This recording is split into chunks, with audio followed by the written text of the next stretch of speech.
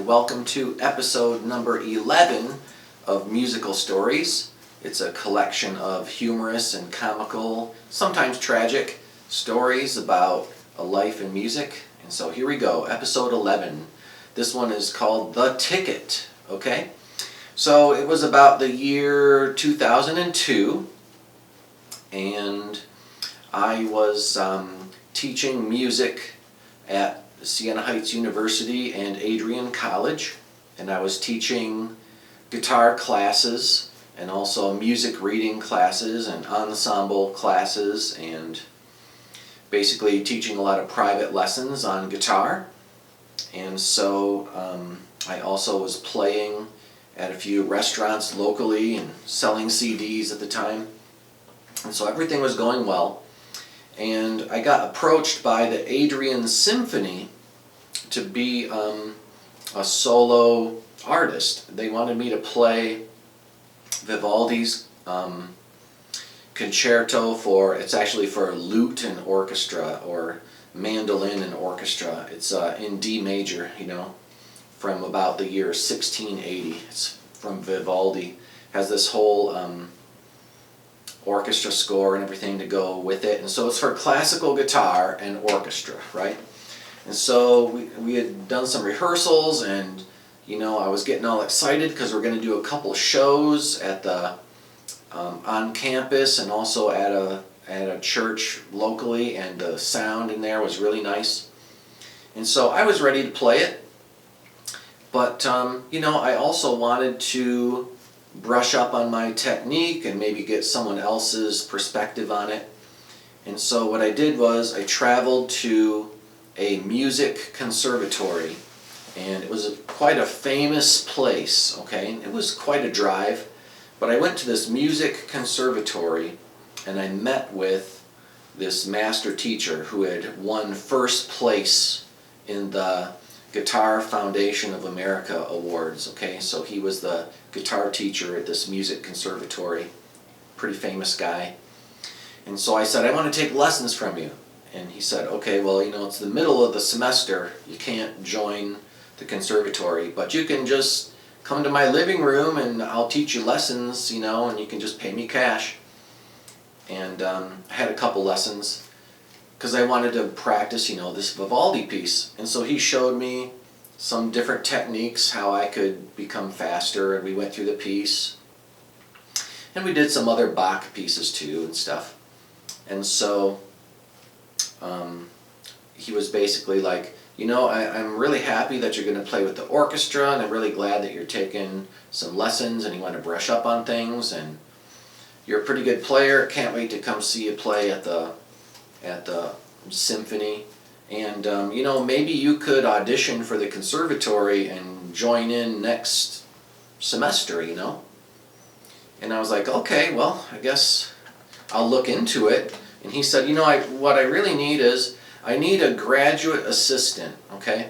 I need a person that can grade papers and maybe take over like basic 101 classes, and maybe teach a few lower level like non-music major guitar lessons or something like that. And so you can go to school for free, you can go to graduate school for free. There's a stipend, okay, we'll pay you, and also you have to grade papers and do other stuff. And I was like, well, great, I would love to do that. He's like, all right, so you're the guy. I'm offering that position to you next quarter, okay? And so he's like, you're in. Just pass all the requirements to get into the conservatory, and that position is yours. The stipend, there's like an office, it'll be great. And you can go to grad school for free, no tuition, all right? And I'll be your instructor. Great, well, everything's looking up in my life. Everything's going great. Not only am I playing with the symphony, but I got invited to do this graduate school thing and get paid to go to graduate school. Who would turn it down, right? And so I went and I took the music history entrance exam and got a 100%. Then I took the music theory entrance exam, got a 100%. Then I took the ear training entrance exam, got a 100%. And so there's only one test left. The entrance exam is called Body in Motion Entrance Exam. Okay, well, the concert at the symphony was like 2 weeks away, and I had a big stack of tickets in my pocket. I was given a dozen tickets. Of course, I gave one to my mom, one to my dad, one to my fiance, you know. It was like I was passing out these tickets. And I gave one to my guitar teacher because, you know, he's helping me learn this stuff, and I wanted him to be there and listen to me play. And so, anyway, I had all these tickets in my pocket. And so here I am. It's time to go to the Body in Motion entrance exam. All right. And I show up, and there's this kind of disheveled looking older gentleman. He seems really grumpy, or like he's in a hurry, or I don't know, he had a bad day or something. But I greeted him, hello, you know, my name's Andy, here for the exam. He's like, yeah, yep, okay. And he starts to play the piano. And I'm just standing there and I'm looking at him. And then after about 20 seconds, he just stops and looks at me. He's like, well, what are you waiting for? And I'm like, has the test begun? What do I do? He's like, I want you to walk in a circle while I play music on the piano. Okay. Yes, sir. And so he starts to play the piano, and I start to walk in a circle. And after about 20 seconds, he kind of throws his hands up and he rolls his eyes and he lets out just this huge sigh, like, you know, it just sounds like he's exasperated. Then he said, can't you step to the beat? And I was like, oh, you just said walk in a circle, and so I did. And he was like, walk to the beat. Okay, no problem. And so he started to play the music, and I walked in a circle to the beat of the song. And after about 30 seconds, then he suddenly changes the music, and it's like a ragtime piece with a bunch of, you know, offbeat accents and other interesting rhythms that are more intricate, right? And I'm just walking around in a circle to the beat of the music, you know. And then he was like, hey, he stops. Hey, can't you step to the accents? And I was like, I thought you wanted me to step to the beat. He's like, no, stomp on the accents. Okay. And so he starts to play the music again, and I'm stomping on the accents. And then he changes the music again into, I don't know what it was, acid jazz. It just kind of sounded like a cat walking across a piano. All right, it was just disjunct time signatures and random hits, and it was almost like he was just trying to fool me, or he was trying to test me somehow, but I couldn't hear the pattern in the music. It just sounded like a jumble to me. And he stopped. He's like, can't you step to this music, you know, the accent or the beat or whatever? Try again. And so I tried for like 10 seconds, and he's like, well, okay, you can stop now. Okay, your test is over. So the test lasted, I don't know, 90 seconds probably, right? And he takes out the form, and he has a big red marker, and he goes, you score a 0. You have no musical talent. You can't even keep a beat. I don't know how you applied to this prestigious, you know, the conservatory, but you don't belong here. I'm giving you a 0. There's the door. And I was like, thank you for your time, sir. Also, would you like to come see me play at the Adrian Symphony? Here's a ticket. It's for you. I'm the solo featured artist for this concert series. And he's like, no, you're not. You're just making that up. You printed those tickets at home on your computer, you know, with your printer. No, this is a ticket to the Adrian Symphony. Would you like to come see me play? Here, this ticket's free. It's for you. No, it's not. You're not playing there. You made that. Are you mocking me? He thought I had made this elaborate, you know, I'd been at home on my computer printing fake tickets so that I could walk around handing them out, right? And I said, you know, no, this is a ticket to a real concert that you can come watch. No, it isn't. Okay, well, have a great day. And so I left him a ticket on the piano there, and I walked out. And so then I got home, and the concert was, you know, a week or two later, and it went super well. And they recorded it, and they rebroadcast it on the public radio station, and we got to listen to it at home. That was kind of cool, to tune in on the radio and listen to yourself play on the radio. That's a really cool experience, and so that was really satisfying. Okay, and then I got a call from the guitar teacher, and he said, hey Andy, you know, you got this, I lined up your grad program. You're in the grad program. You're going to get your stipend check. You're going to need to grade papers the first day. I'm going to have a class with you so you can start your grad studies. You know, let's get this ball rolling.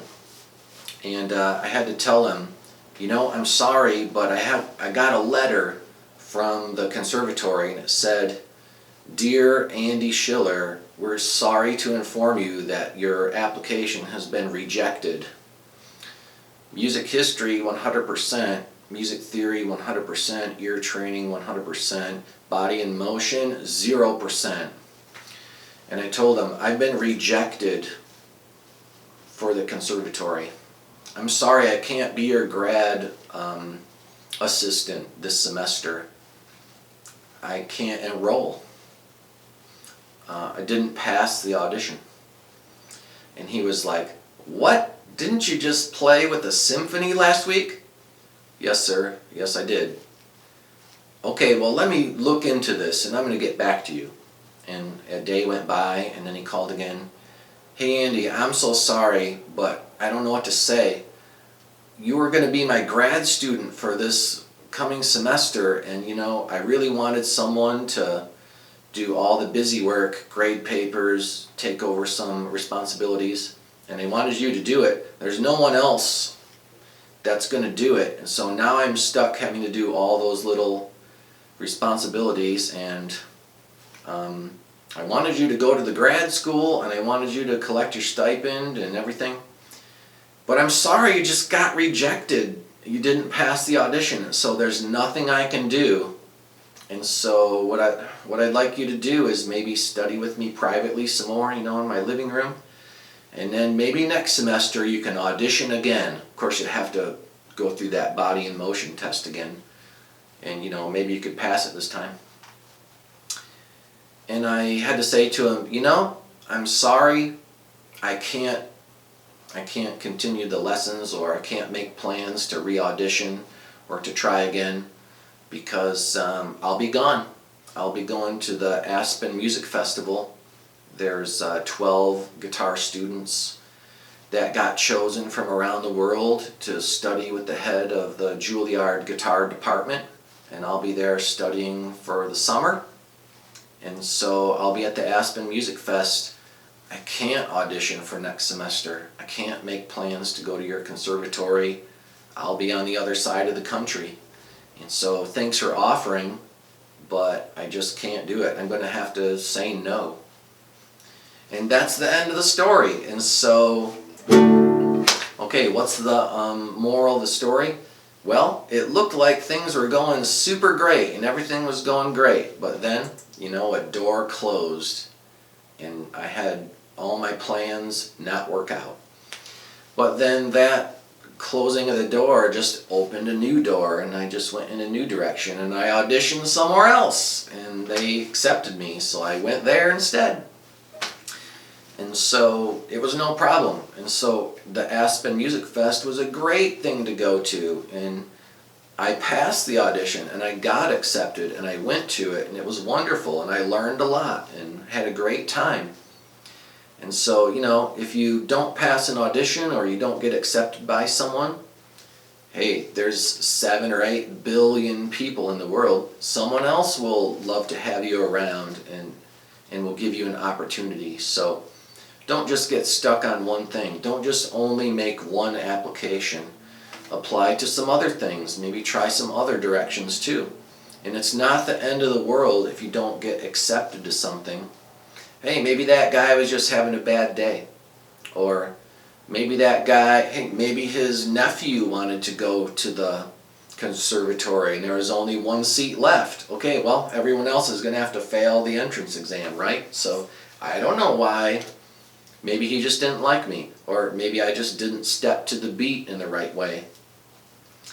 But doesn't matter. I just went in a different direction, went somewhere else, and achieved a lot of success. So I never did go to that conservatory.